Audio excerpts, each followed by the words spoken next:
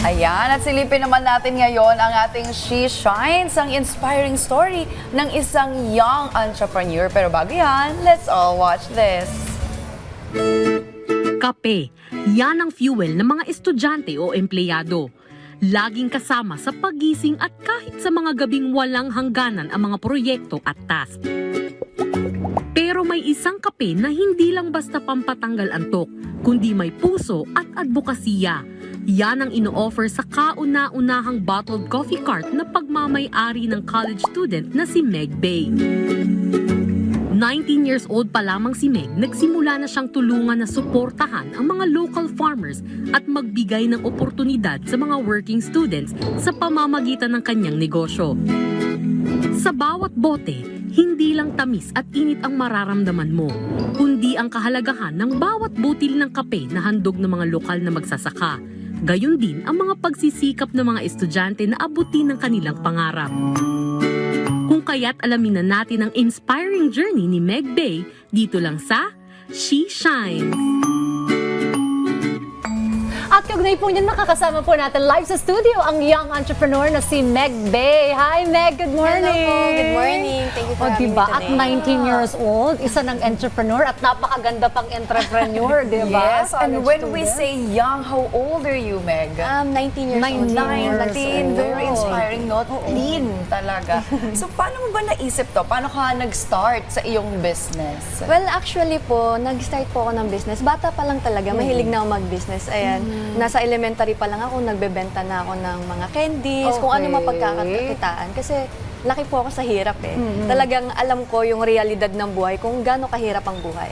So talagang tumutulong ako para medyo makatulong sa pamilya kung kahit i-provide lang kung ano yung pangangailangan ko. But yung coffee business ko po, I started it ng 19 years old po ako. So, ayun po, nakita ko kasi yung market ng coffee dito sa Pilipinas. Kahit bata, mapatanda, mga nasa school, mga estudyante, mga nagtatrabaho, talagang ang iniinom talaga nila is coffee. Kape is life. Kape is life. So talagang sobrang nakita ko yung potential ng coffee business. Pero sabi ko, since marami na pong nagbe-business, talagang ang naisip ko, gumawa ng bottled coffee. Bottled coffee. And then, bumalik po ako dun sa kung paano ako nag-start. Kasi nag-start po ako na naglalako ako. Naglalako ako sa loob ng classroom, naglalako ako sa school namin. Yan, benta-benta sa prof, benta-benta sa mga klase. Tapos, pupunta ako sa MOA, naglalako.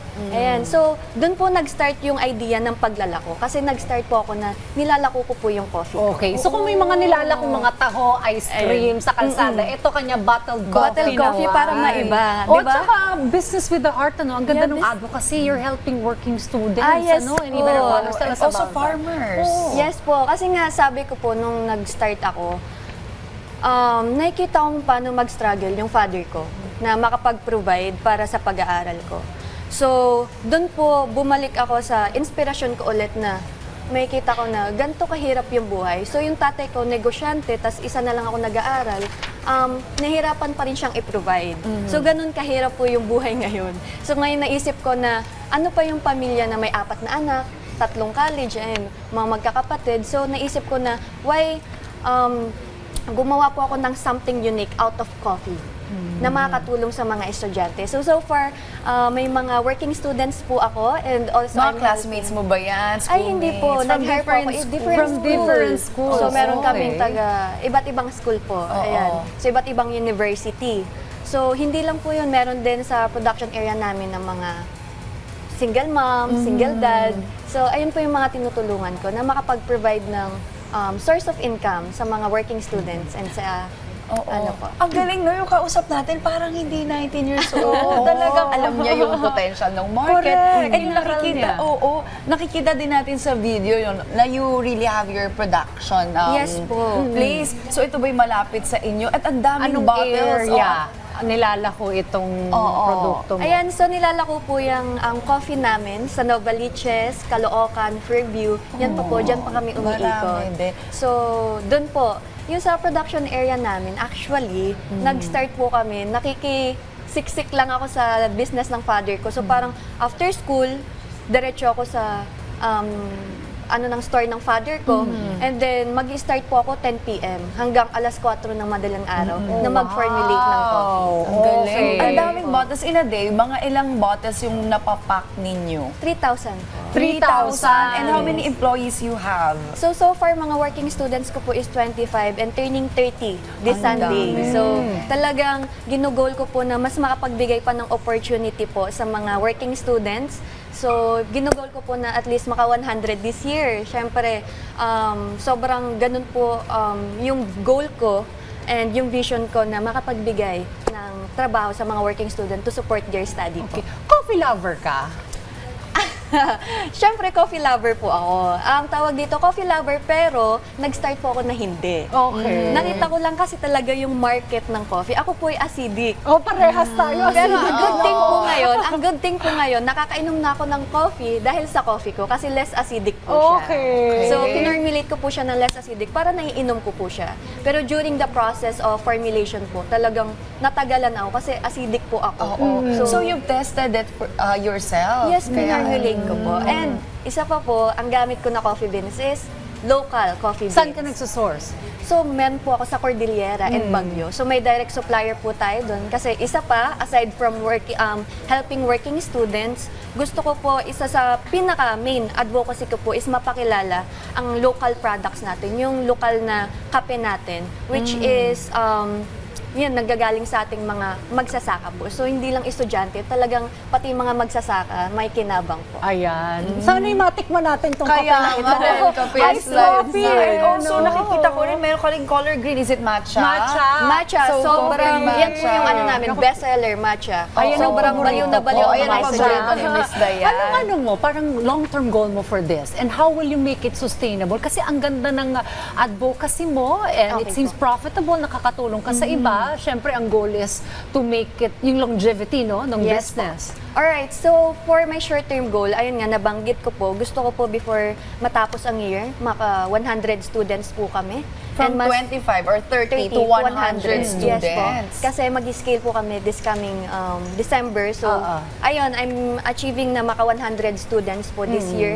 Kung hindi man, pero yun po yung achieve. In a goal po, 100 students. For a long-term goal naman po, syempre gusto kong lumabas yung produkto in a larger market po. Na gusto ko matikman ng lahat. At Commercial. talagang tangkilikin yung sarili nating produkto. Kasi coffee lover tayo, so talagang tangkilikin natin ang kaping Pinoy. Ayan. Magtatagumpay talaga itong si Meg na ito. napakagaling, no? Batang-bata Oo. pero entrepreneur niya. Kaya, no? lastly, ano na lang ba maipapayo mo no, sa mga kabataan dyan na gusto rin magnegosyo, pero paano nga ba magsimula? Okay, so ang mapapayo ko po sa mga kabataan na gustong magnegosyo is, para po kasi sa akin, it takes a lot of thing para maging isang entrepreneur. So, pinaka-importante po bilang isang kabataan is first, you have to know kung saan ka passionate and just do what you love. Kasi ayun nga, may kita natin ngayon sa internet, 'di ba? Talagang mapapatanong ka, ang daming kabataan na humihinto sa pag-aaral para mag-ship sa pagbe-business. Pero at the end of the day kasi, meron pa ang quote na diploma o diskarte, 'di ba? So parang 'yun yung pinagkaaguluhan ngayon sa For you, sa can you internet. answer that? Last lang. Diploma o diskarte? For me, yun nga, sabihin ko po, kung diploma at diskarte, ang sasabihin ko is, just do what you love. Alright? Kasi it doesn't matter. Yung diploma at diskarte, it doesn't apply to everyone eh. Kung ako po, pinili ko yung business ko na nakakatulong sa ibang tao over my study. So it doesn't apply to everyone. Kasi syempre may mga kabataan din na pangarap maging doktor, maging teacher. So tapusin nyo yung study nyo and get that diploma. So the concept of diploma and diskarte po doesn't apply to everyone, but it will help you.